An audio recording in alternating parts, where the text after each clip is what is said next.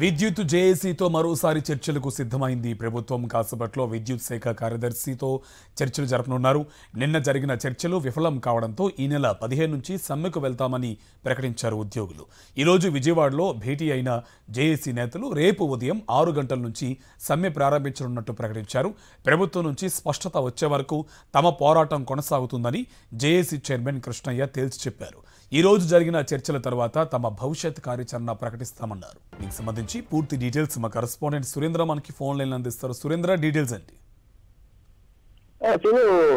రేపటి ఉదయం నుంచి విద్యుత్ ఉద్యోగులు సమ్మెకి వెళ్లబోతున్నారు. ఇప్పటికే దీనికి సంబంధించి వాళ్ళు ప్రధానంగా 29 డిమాండ్లు విద్యుత్ యాజమాన్యం ముందు పెట్టారు. అయితే పలు దఫాలు చర్చలు జరిగినా ఎక్కడా కూడా యాజమాన్యం ఈ డిమాండ్స్ కి అంగీకరించిన నేపథ్యంలో రేపు ఉదయం నుంచి వాళ్ళు సమ్మెకి వెళ్తామంటూ ప్రకటించిన పరిస్థితి కనిపిస్తుంది. నిన్న సాయంత్రం విద్యుత్ సెక్రటరీ ఎవరైతే ఉన్నారో, విద్యా చీఫ్ సెక్రటరీ కూడా ఆయన ఉన్నారు. ఆయన నేతృత్వంలో దాదాపు 2.5 గంటల పాటు చర్చలు కొనసాగాయి. అయితే 29 అంశాల్లో 28 అంశాల్లో సానుకూలంగా ఉంది. ఒక అంశంలో మాత్రమే అటు యాజమాన్యం పట్టుబట్టింది. అది ప్రధానంగా వీళ్ళు ఎవరైతే విద్యుత్ ఉద్యోగం చెప్తున్నారో కాంట్రాక్ట్ ఎంప్లాయీస్ సంబంధించి రెగ్యులేటర్ అంశం, ఆ అంశాలు తప్ప మిగతా అన్ని మేము పరిగణలో తీసుకుంటామంటూ చెప్పడంతో వాళ్ళు చర్చల నుంచి బయటకు వచ్చిన పరిస్థితి కనిపించింది. ఈ రోజు ఉదయం 11 గంటలకి చర్చలకి ఆహ్వానించారు. అయితే విద్యుత్ జేఏసీ చర్చల్ని తిరస్కరించింది. మేము చర్చలకు రాము, ఎట్టి పరిస్థితుల్లో మేము సమ్మెకి వెళ్తామంటూ వాళ్ళకి చెప్పిన పరిస్థితి కనిపించింది. ఈ నేపథ్యంలో మళ్ళీ సీఎస్ నుంచి వాళ్ళకి ఇంటిమేషన్ వచ్చింది 3 గంటలకు చర్చలకు రావాలని. ఈ నేపథ్యంలో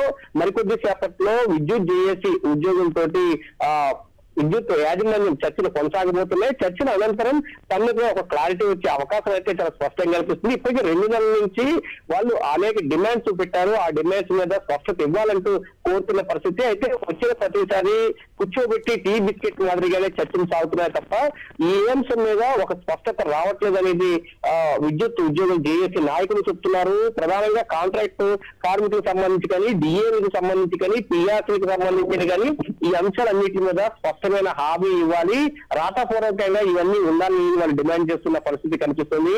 ఎట్టి పరిస్థితుల్లో ప్రభుత్వం కనుక లేదా యాజమాన్యం సానుకూలంగా స్పందించకపోతే వాళ్ళు ఖచ్చితంగా సమ్మెలోకి వెళ్తాము అనేది అయితే తేం చెప్తున్న పరిస్థితి. సాయంత్రం 5 గంటలకి ఒక క్లారిటీ వచ్చే అవకాశం అయితే ఉంది. ఈ నేపథ్యంలోనే రాష్ట్ర వ్యాప్తంగా ఉన్న 64,000 మంది కాంట్రాక్ట్ అదేవిధంగా పర్మనెంట్ ఉద్యోగులంతా కూడా జేఏసీ నిర్ణయం కోసం ఎదురు చూస్తున్న పరిస్థితి అయితే కనిపిస్తుంది. అన్ని చోట్ల సమ్మెకు సంబంధించి ఏర్పాట్లు జేఏసీ నాయకులు చేస్తున్న పరిస్థితి అయితే కనిపిస్తుంది. ఒకవేళ సమ్మెలోకి వెళ్ళి ప్రజలు ఇబ్బంది పడితే మాత్రం ప్రభుత్వం యాజమాన్యమే బాధ్యత వహించాలని ఉంటుందని చెప్పి జేఏసీ నాయకులు చెప్తున్నారనే చెప్పాలి.